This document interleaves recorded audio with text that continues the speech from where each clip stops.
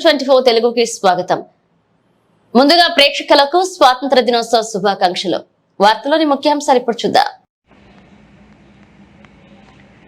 కాకినాడ జిల్లా ప్రతిపాడు నియోజకవర్గ దివంగత నేత స్వర్గీయ వరపుల రాజా 50వ జయంతి వేడుకలు నియోజకవర్గ వ్యాప్తంగా వైభవంగా నిర్వహించారు.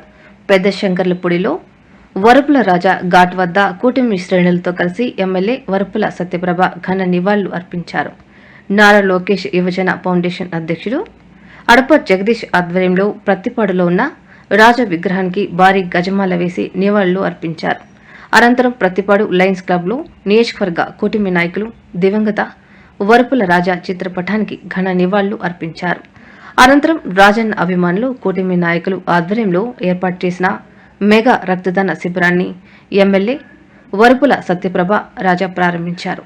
ఈ మెగా రక్తదాన శిబిరంలో వరపుల రాజా తనయ సత్యమాధురితో పాటు పలువురు కూటమి నాయకులు రక్తదానం చేశారు.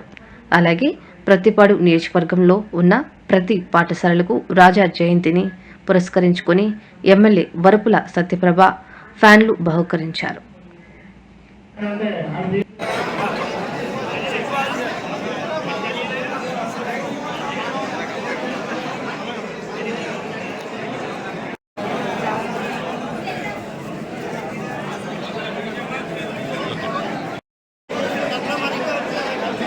ఒకసారి ఫోటో తీస్తాం.